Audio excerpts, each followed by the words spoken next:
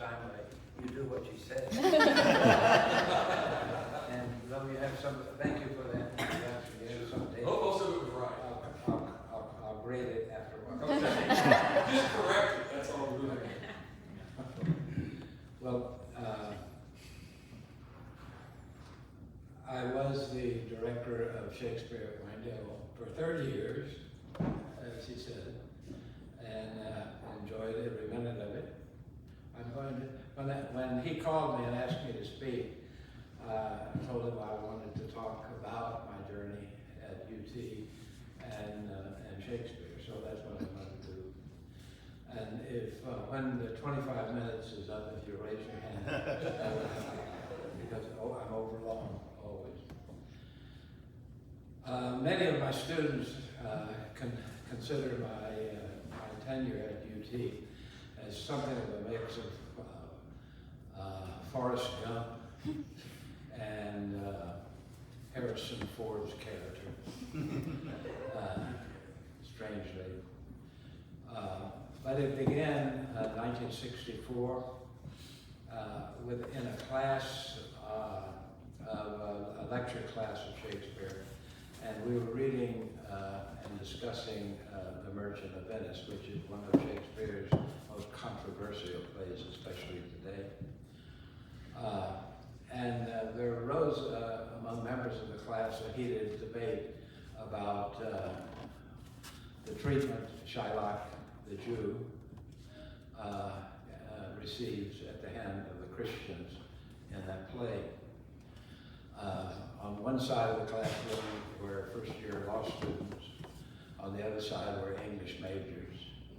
So it was a really interesting combat. After a very heated discussion, I decided to select from the class about six students for a project. And they came to my office and we sat down and we read the scene carefully. And I asked them to memorize the lines from the scene. I asked them to become actors. And they had only 3 days to do that. And they did it. We performed the scene in 2 different ways. And it elicited more discussion and more argument. I won't go into the details of it too much. But one of the effects of it was that Dean Keaton, who was Dean of the law school at that time, after that session, required all of his first-year law students to take Shakespeare. And I was fortunate enough to teach classes of them for about 3 years. The premise behind Shakespeare at Winedale is that the plays were written for a stage to be performed by actors and not read in the study or lectured in a classroom setting. So I began to explore the plays with the students in performance. I call it Exploring Shakespeare Through Performance. And in the early going, as in the early 60s, we experimented with Shakespeare in very many ways and all over Austin. We did Hamlet in the Capitol Rotunda. It was arranged by one of the students whose father was a rep there. And I do remember that when Hamlet spoke the line, a bevy of politic worms is even upon us, the lieutenant governor walked out. We performed down on 6th Street at the corner of Congress and 6th. We performed Hamlet and the Gravedigger scene in the cemeteries over by the baseball field now. And we performed sometimes at noon while the bells were chiming 12, the Carillon, and it became very fashionable because it was received as what was called in those days happenings. Happening. And happenings occurred in the 60s. And the 60s was the liveliest part of my career. The liveliest students, the most energetic students I've ever had. happenings were occurring because of the war and other issues. And so Shakespeare became a permanent part of the happenings. That is, people would simply get together on a sidewalk and do a part of a scene, and then it would be over and everybody would continue. It's sort of like the flash mob idea, I suppose. I spent those early years looking for a place, a locus. I needed a place. And I was very fortunate. You're right. I was appointed dean of students. Later became vice president of student affairs.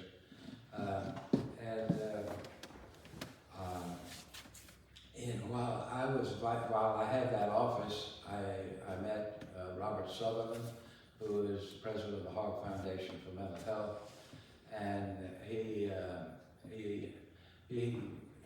recruited me to be something of a consultant for art programs with mental health for a while. In 1970, on October 8th, Jimmy will probably correct me if I'm wrong, there was a retirement dinner barbecue at Winedale, which is just on the other side of Round Top. In the receiving line was Robert Sutherland. Next to him was this startling lady, gracious lady, Empress of Texas, Miss Anna Hall. And Robert Sutherland introduced me to her, and she said, "What do you do?" And I said, "I teach Shakespeare." And she said, "I want you to go into that barn and take a look at it." And then she turned to the next person. So I went in the barn, I looked around, and I was really impressed with what I saw. I saw Jimmy's piano in the middle of it.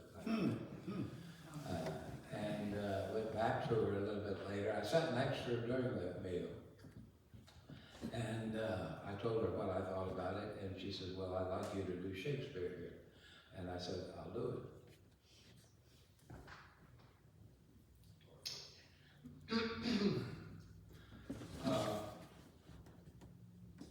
I was back within a short time. The first class of my Shakespeare program was November 15, 1970. And it developed as a semester class and then later as a summer class. I think in 1971, the first summer, I shared the barn with Jimmy and his students. I think he had them there, staying at Lauderdale House. The program is dedicated to studying, as I said, Shakespeare through performance. In the Department of English, that's heretical. That wasn't very much accepted by the department at all, and I have really struggled. My best colleagues at the university, my closest friends at the university were people in classics, history, and philosophy. And during my administrative posts, the Dean, John Sumner. Those were turbulent times. Shakespeare at Winedale rose in very turbulent times with the war. And at times I was called on, and one startling occasion, to rescue 6 African-American students from a gun-wielding former athlete at the University of Texas. With the DPS and the Austin police and the campus police would not cross the street with me. That was my introduction to administration at the University of Texas. I have enjoyed teaching at the University of Texas very much, but I've always thought that I was a student there, that I was learning. And every enterprise that I took up, whether it was in honors or administration, or the comedy course I created, or the course on play, the course with Patrick Stewart, for example, I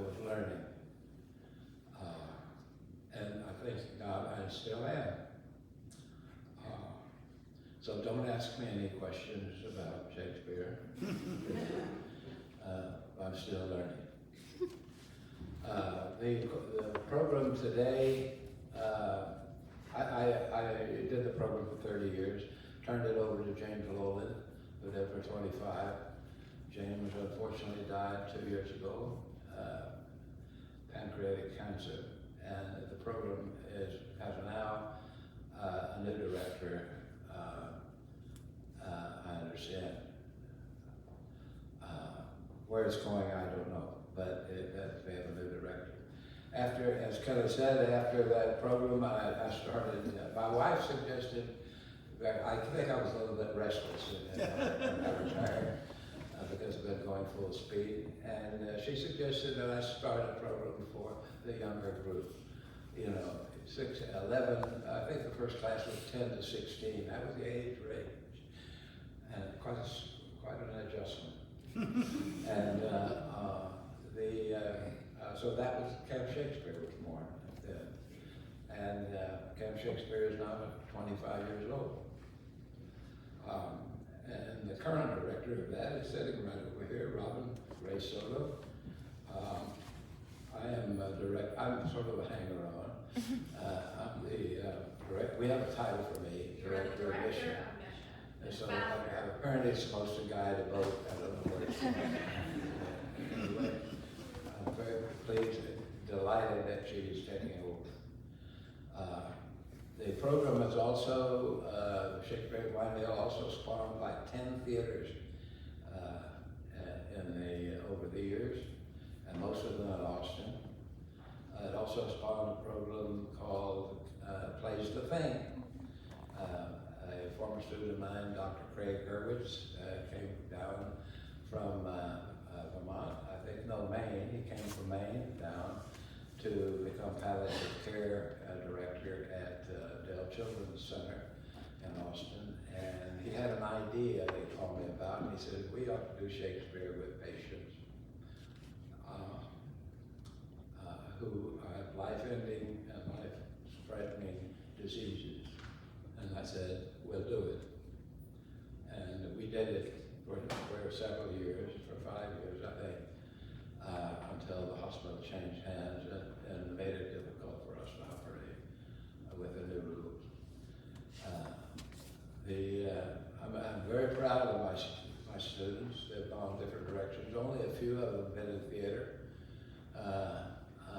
There are a number of PhDs who teach Shakespeare. There are a whole bunch of medical people, including a major surgeon at Philadelphia Hospital. John Rando is one of my 1981 students. John Rando is Broadway director who holds the record of having the only three plays on Broadway at the same time.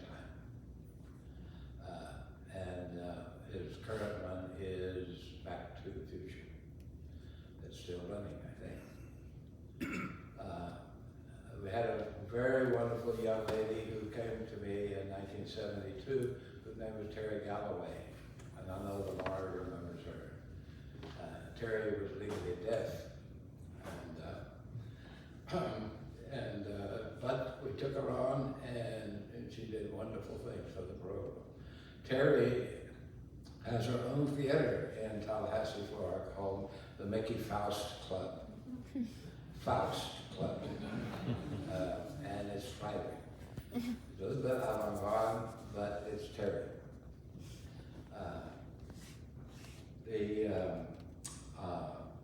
The program has also produced an enterprise we call Outreach, which is for what age level?